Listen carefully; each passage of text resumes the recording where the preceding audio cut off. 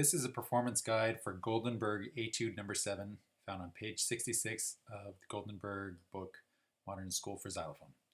This is a nice little etude with a lot packed into it. There are a lot of opportunities to show off both your technical abilities as well as your musical ideas. It's helpful to do a little bit of analysis before you start playing.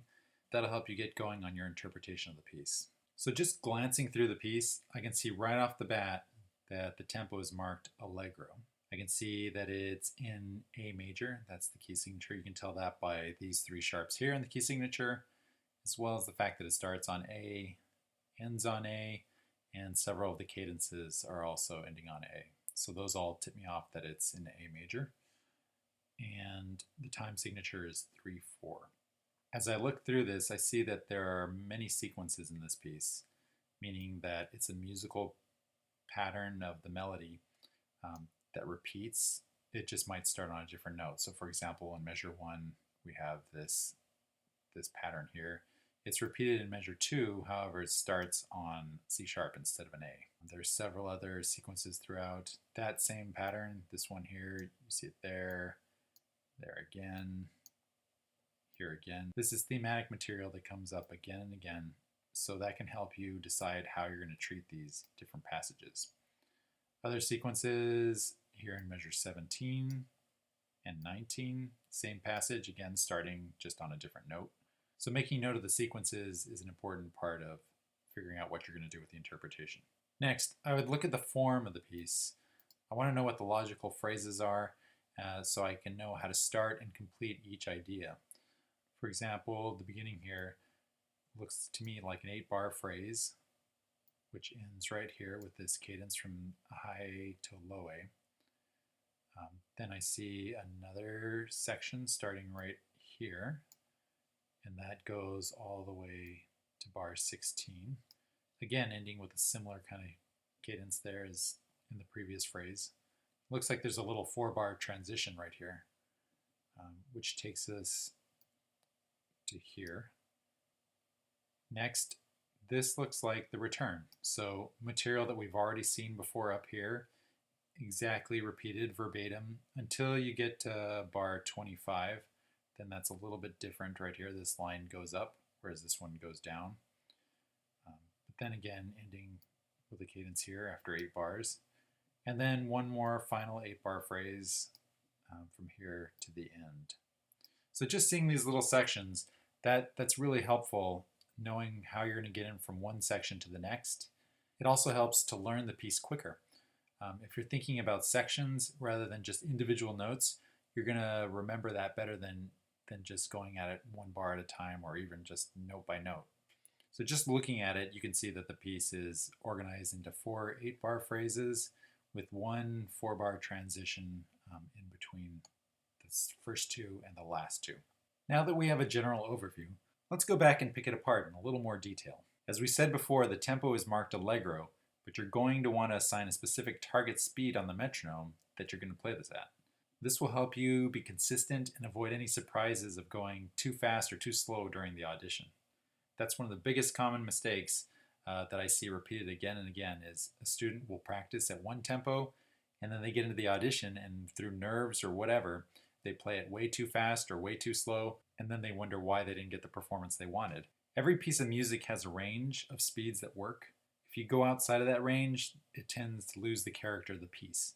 So I think this piece works anywhere from 109 to 132, and I've chosen to perform it at 126 because I think that speed has a nice bright character that allows for good clarity. Whatever tempo you choose to play, don't sacrifice quality for speed. It's better to play it a little bit slower with clear musical ideas and well-executed rhythms than it is to play it sloppy and fast. So even though I've played it at 126, know that you can play it a little bit slower than that if you like. In the first 2 measures, you have a sequence that has leaping octaves. So anytime you have octaves, you need to think about balancing the high note to the low note. High notes tend to pop out more than low notes. I talked about that a little bit in the timpani piece. Same thing for a mallet instrument. You want to make sure that you're balancing these notes. High notes will be too loud if you just play them the same volume as the low notes.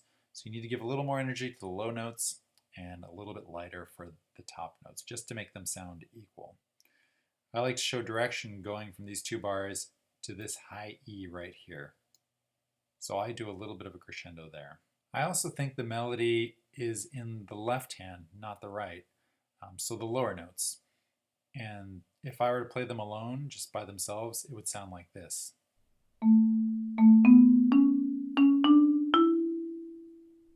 When executing the scales in measures 3 through 5, make sure the offbeat 16th notes are played strong enough.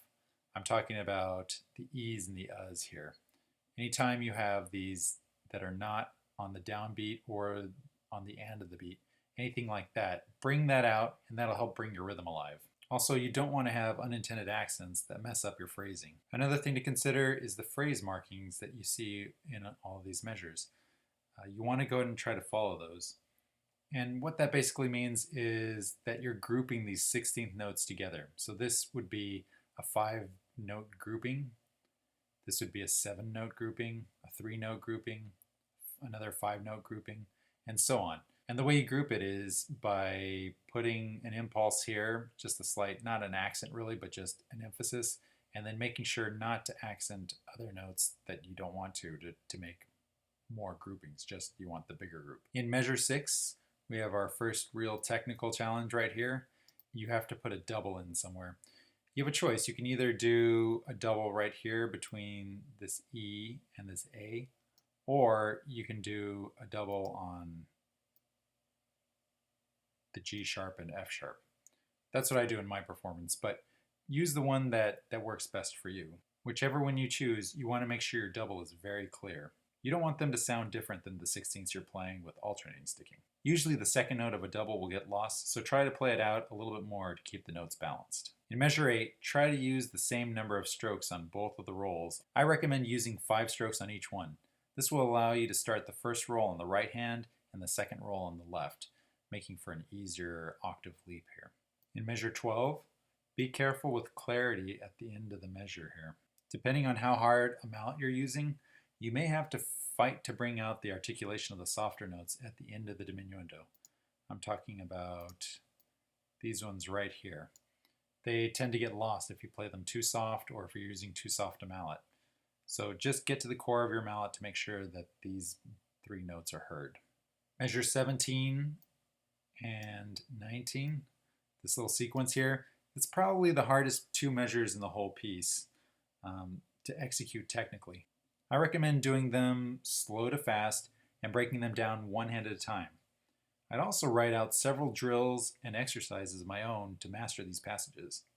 Try breaking it down into 2 notes at a time, 3 notes at a time, 4 notes at a time, 5 notes at a time. So for example, you'd play the D sharp, F sharp, then A, G sharp, then F sharp, A, and so on. All the way through the passage. All the way through the passage till you get to the end. Then try doing the same thing, but doing 3 notes at a time. So 3-note groupings. These 3, then these 3, and so on through the passage. Once again, do the passage again, but doing 4 notes at a time. Take like a 1-beat break, then the next 4, then the next 4, and so on. Then 5 notes at a time, so you're including the first note of the next grouping. 5 notes here, 5 notes here. These are all just little drills that I've come up with that help me learn any of these 16th runs, but I really have them in my hands and no part of the lick gives me any trouble. I know exactly where the problem areas are and how to fix them. Another drill you can try is just doing the additive method, meaning you play first this note, then you play this note and this note, then you play this note, and this note, and you play 1, 2, 3, 4, 1, 2, 3, 4, 5, and so on until you work your way all the way through the end of the passage. If you do these little exercises and drills, you should be able to play the passage perfectly when the time comes. I encourage you though to use your imagination to try to come up with your own exercises to fix any technical problem you may encounter. Measure 21 is the return of material we've already seen from the beginning. So I like to show a little retard on the last 4 notes of measure 20, these 8th notes right here. But you don't have to. They're just something I do just to contrast this section ending, going back to material we've already seen. I just want to try to bring the listener back home. There's a lot of different ways you can do this. You can try changing the color, using different playing spots, try different parts of the mallet, different stroke types. There's a ton of things, but that's a longer conversation for another time probably, and a little bit more in depth than we can get in one little video. The last 8-bar phrase is again chock full of sequences. I'm talking about from measure 29 to the end here. Use your imagination to make repetition sound interesting. I find that the mallet piece is often the one that is easiest to connect with non-percussionists if they happen to be on your audition committee. So don't be afraid to interpret the music to really let your musicianship shine through. Go beyond what's written on the page and show the committee that you have an opinion. They may have a different opinion, but if you sell yours really well, they'll almost always prefer that to a flat performance. So one of the phrases that I use a lot is sequence demands change. Anytime you have a sequence, change it up. So for example, in the first 2 bars, I said I do a crescendo through this line. So I play this one at one dynamic. The second time I play it a little bit louder. Or you could start it loud and then diminuendo down to this note. Or you could go up and then down. There's a lot of different ways of doing it. You just have to try to find the one that you think works the most convincingly. Passages that have 16th note runs, show some direction to those. Have them, if you see a long line like this, a group of 5 here like this, maybe start it strong and then diminuendo down. Start strong, diminuendo down. Start strong, diminuendo down.